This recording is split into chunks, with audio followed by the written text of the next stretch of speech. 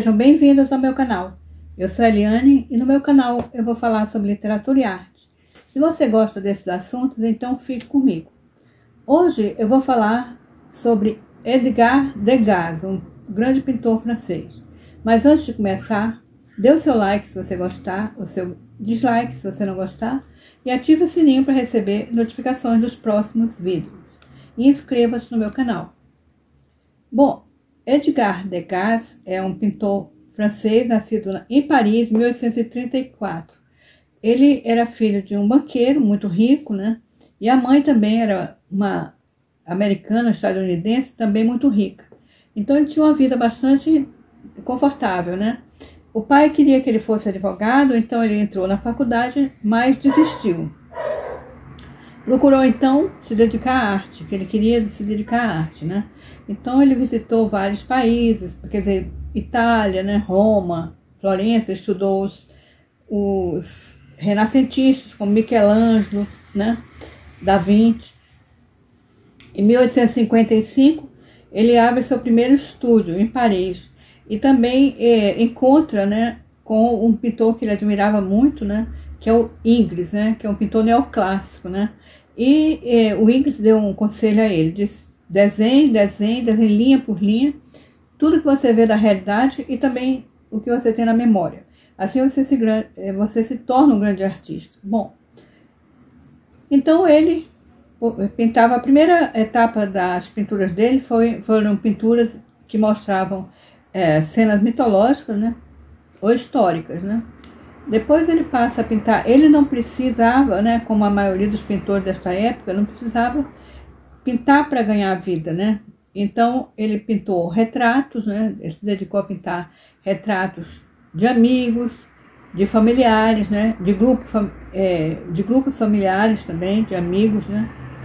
São pinturas muito lindas que ele fez, né? Então ele foi em 1870, houve a Guerra Franco-Prussiana, então ele participou da guerra, depois ele, quando acabou a guerra, ele voltou, então continuou com o estudo e frequentava, nessa época, fervilhou em Paris, começou nessa época a chamada Bela Época, né, que fervilhou um tempo de muita cultura, né, e ele frequentou os cafés e tudo mais, onde tinha, então, o grupo, né, que formou-se depois os impressionistas. Ele tornou-se muito amigo deles, porque ele era muito amigo do Manet, foi apresentado a esse grupo e tudo, e ele participou das exposições dos impressionistas, de quase todas, né?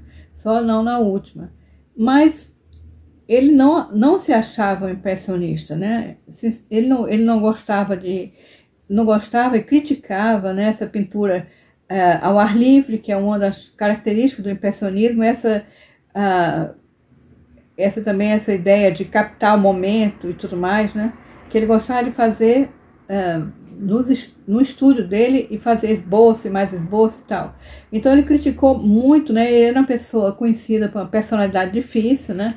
Ele falava o que vinha à cabeça, ele ofendia as pessoas, né? Ele acabou ofendendo bastante, né, os impressionistas, né? E com isso, né, eles foram se afastando dele, né? E ele então formou um estilo próprio, né? Bom, mas é conhecido como impressionista, né? Bom, ele como a gente é conhecido, né, que ele tinha realmente uma personalidade difícil, ele era misógino, né? Ficou sempre solteiro, não se sabe, não se tem notícia se ele teve alguma namorada, algum amante, nada disso. É muito difícil também, muito sarcástico, né? Então, uma das coisas que também marcou ele, né, foi que em 1894, né, 24 anos depois da Guerra Prussiana, que a França, Franco-Prussiana, e a França perdeu essa guerra, né? 24 anos depois, né, houve um processo que abalou a França, mudou a história da França, que foi o caso Dreyfus, né? O capitão do exército francês, Alfredo Dreyfus, né, foi condenado, né, por espionagem a favor dos alemães durante a Guerra Franco-Prussiana. Foi uma injustiça muito grande, né, isso levantou parte da sociedade, inclusive ele foi condenado à prisão perpétua. Vários literatas, como um dos mais conhecidos foi Émile Zola, né, que levantou a bandeira a favor dele, né? Mas a opinião, né, do Degas, que o Degas era um homem conhecido, também influente, a opinião dele marcava muito também. Foi muito desagradável, ele teve uma opinião discriminatória, né, e antissemita, porque o Dreyfus, né, ele era um judeu, né? E é interessante saber que o Émile Zola ficou também muito conhecido porque ele foi que movimentou, um dos principais que movimentou a ideia da injustiça dessa acusação contra Alfredo Dreyfus, né? Que aliás foi comprovado que era falsa a acusação e tudo. Ele fez um livro, né? Zola fez um livro muito importante que é o J'accuse, que é o Eu Acuso, né? Baseado neste caso. Bom, mas aí o Degas tem esses problemas todos, né? Ele continua, então, a carreira dele longe dos impressionistas, né? E é conhecido que ele tinha uma obsessão por fazer coisa perfeita e tudo. E uma das obsessões ele é conhecido como pintor das bailarinas. Ele fez não sei quantos quadros com as bailarinas, né? O que acontece é o seguinte, na Ópera de Paris, né, tinha uma tradição seguinte, qualquer ópera que se apresentasse, no intervalo tinha que ter um balé, né, uma apresentação de um balé. Então tinha a escola de bailarinas, né, da Ópera de Paris, onde muitas meninas de 14, 13 anos se inscreviam ali para estudar balé, para se dedicavam a exercícios exaustivos para se aprimorar no balé. E essas meninas, em geral, na maioria, eram pessoas muito humildes, né, filhas de lavadeiras, porteiros, alfaiates. Então elas iam ali para fugir da pobreza, né? Mas elas ganhavam muito pouco, elas estavam então a um passo da prostituição. Naquele tempo, então, muitos senhores da sociedade, né, iam lá, como você pode ver, um dos mais conhecidos, né, quadro de Degas, né, é esse o Aula de Dança, que nós vemos exatamente essa situação, né, que nós temos o professor de dança ao centro, as dançarinas, e lá ao fundo nós estamos vendo dois senhores, né, de cartola e tudo mais, observando as bailarinas. O que acontece é o seguinte, que na Ópera de Paris eles vendiam uma espécie de assinatura, né, para que as pessoas que quisessem entrar nos bastidores, nos ensaios das aulas e tudo mais, tivesse